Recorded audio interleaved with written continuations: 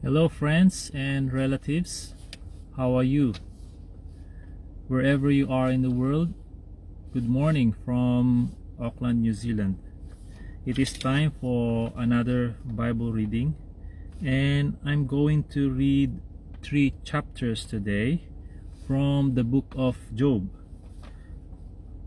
I have read to you the first 7 chapters, and then we'll just carry on with starting with chapters 8 chapters 8 to 9. So we start. Then Bildad the Shuhite answered and said, "How long will you speak these things, and the words of your mouth be like a strong wind? Does God subvert judgment, or does the Almighty pervert justice? If your sons have sinned against him, he has cast them away for their transgression. If you would earnestly seek God and make your supplication to the Almighty, if you were pure and upright, surely now he would awake for you and prosper your rightful dwelling place. Though your beginning was small, yet your latter end would increase abundantly. For inquire, please, of the former age, and consider the things discovered by their fathers. For we were born yesterday and know nothing, because our days on earth are a shadow. Will they not teach you and tell you and utter words from their heart? Can the papyrus grow up without a marsh? Can the reeds flourish without water? While it is yet green and not cut down, it withers before any other plant. So are the paths of all who forget God, and the hope of the hypocrite shall perish, whose confidence shall be cut off, and whose trust is a spider's web. He leans on his house, but it does not stand. He holds it fast, but it does not endure. He grows green in the sun, and his branches spread out in his garden. His roots wrap around the rock heap and look for a place in the stones. If he is destroyed from his place, then it will deny him, saying, I have not seen you. Behold, this is the joy of his way, and out of the earth others will grow. Behold, God will not cast away the blameless, nor will he uphold the evildoers. He will yet fill your mouth with laughing, and your lips with rejoicing. Those who hate you will be clothed with shame, and the dwelling place of the wicked will come to nothing. So we finished chapter 8 of the book of Job. Then we carry on with chapter 9 on verse 1. Then Job answered and said, Truly, I know it is so, but how can a man be righteous before God? If one wished to contend with him, he could not answer him 1 time out of 1,000. God is wise in heart and mighty in strength. Who has hardened himself against him and prospered? He removes the mountains, and they do not know. When he overturns them in his anger, he shakes the earth out of its place, and its pillars tremble. He commands the sun, and it does not rise. He seals up the stars. He alone spreads out the heavens and treads on the waves of the sea.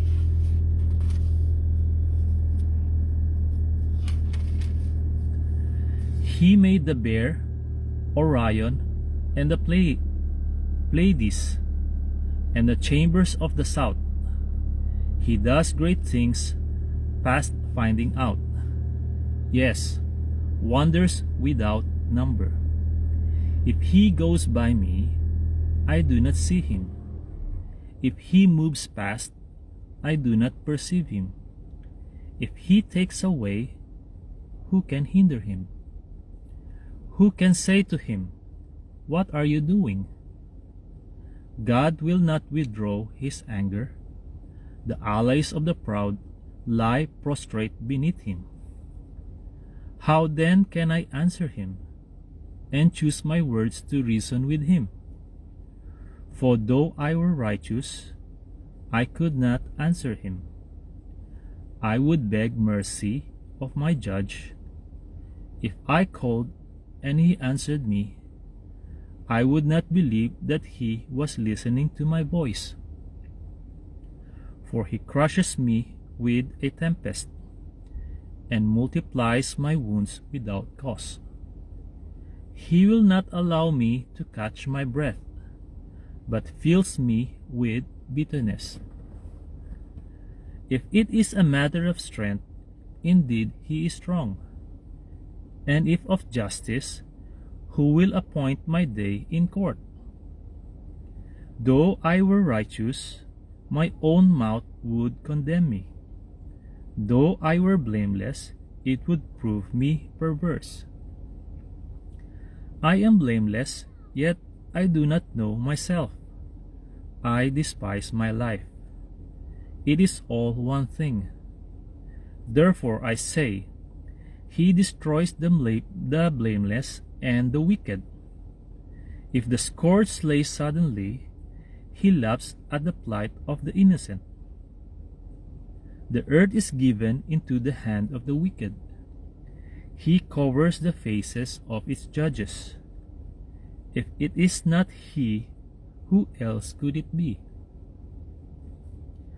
Now my days are swifter than a runner. They flee away, they see no good.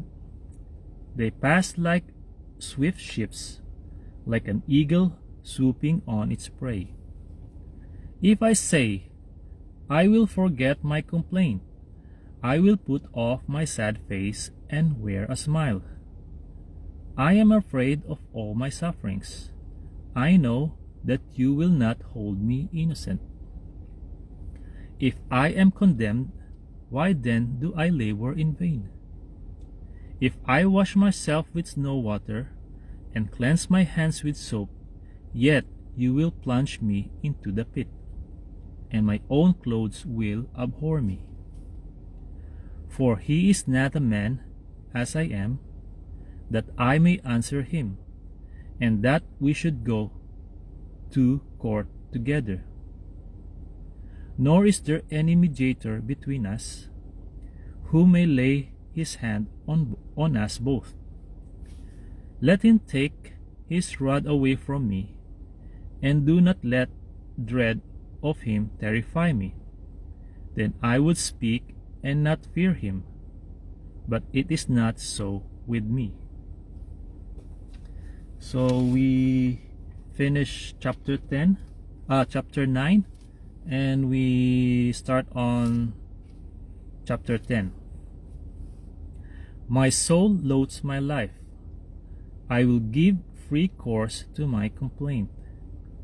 I will speak in the bitterness of my soul. I will say to God, do not condemn me. Show me why you contend with me.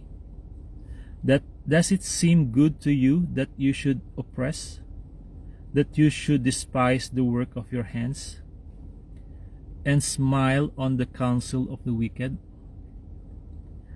Do you have eyes of flesh, or do you see as man sees? Are your days like the days of a mortal man? Are your years like the days of a mighty man? That you should seek for my iniquity and search out my sin. Although you know that I am not wicked, and there is no one who can deliver from your hand.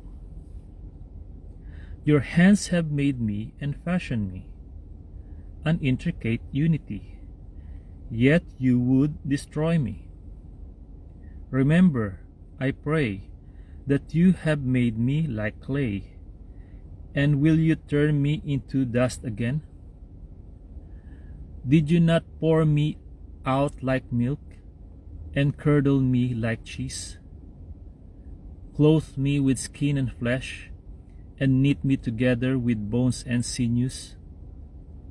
You have granted me life and favor, and your care has preserved my spirit. And these things you have hidden in your heart. I know that this was with you. If I sin, then you mark me, and will not acquit me of my iniquity. If I am wicked, woe to me. If I am righteous, even if I am righteous, I cannot lift up my head. I am full of disgrace. See my misery. If my head is exalted, you hunt me like a fierce lion, and again you show yourself awesome against me. You renew your witness against me, and increase your indignation toward me. Changes and war are ever with me. Why then have you brought me out of the womb? Oh, that I have perished, and no eye had seen me. I would have been as though I had not been. I would have been carried from the womb to the grave. Are not my days few? Cease, leave me alone, that I may take a little comfort, before I go to the place from which I shall not return, to the land of darkness and the shadow of death, a land as dark as darkness itself, as the shadow of death, without any order, where even the light is like darkness. Okay, friends and relatives, that's all for now. But before I go, if you think my Bible reading will benefit you and your beloved friends, then I would like to request you to please feel free to share it in your profile. In that way, the Word of God will spread and be heard from every part of the earth. Thank you very much for listening. God bless you all.